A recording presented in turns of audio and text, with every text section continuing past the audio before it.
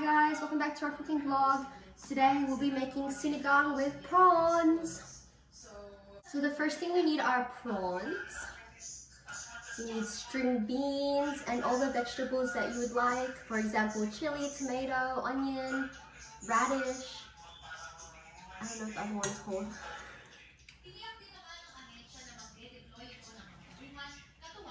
And bok choy. Bok choy is English. Kangkong. Kangkong. Kangkong. Oh, Susie, I don't know if you need juicy big prawns, but small prawns will work fine as well. We'll be also using bok choy.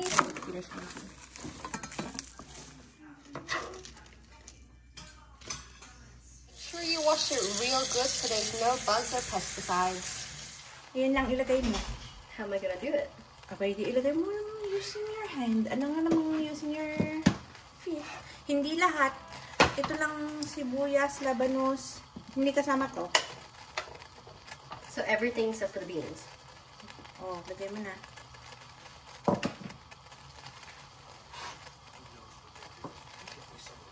Dahan-dahan, baka tumilapsik.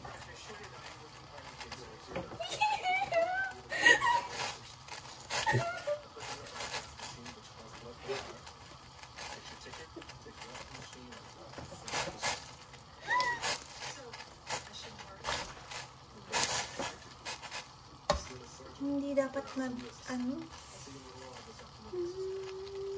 Alam mo kung bakit yan ang inuna? Because it's hard. Yan, labanos.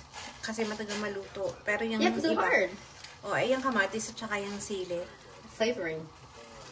Bilisan mo, bilisan mo. Just add this. Sili.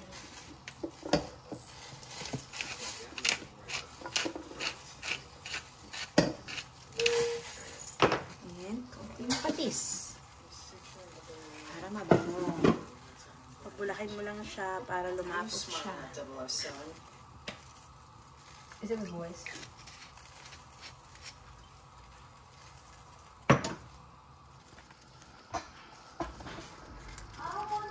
Ano?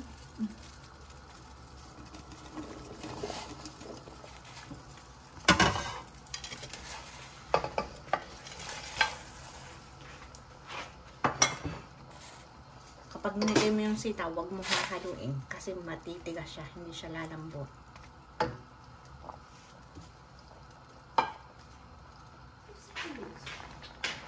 Ilagay mo na yung mga dahon.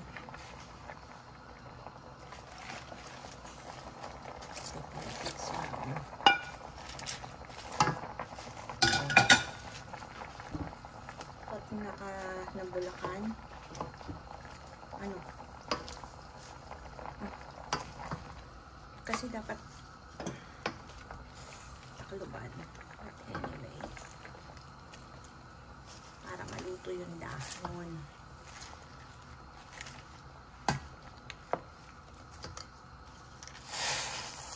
Submerge mo yung dahon. Pag makan mo. Pwede natin ng kaunting okra. Masaya. Basta okra. Buksan ko.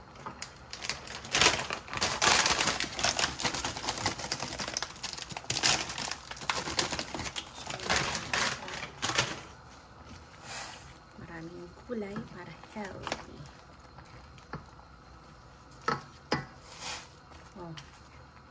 Sitikman mo kung may lasa. Lagyan mo ng asin at ng patis kung matabang pa.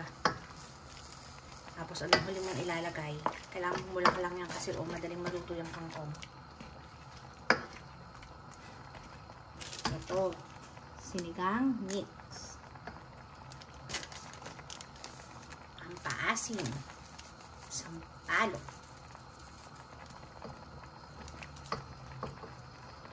So, ayan na siya. Sinigang. Nahikon. Luto na.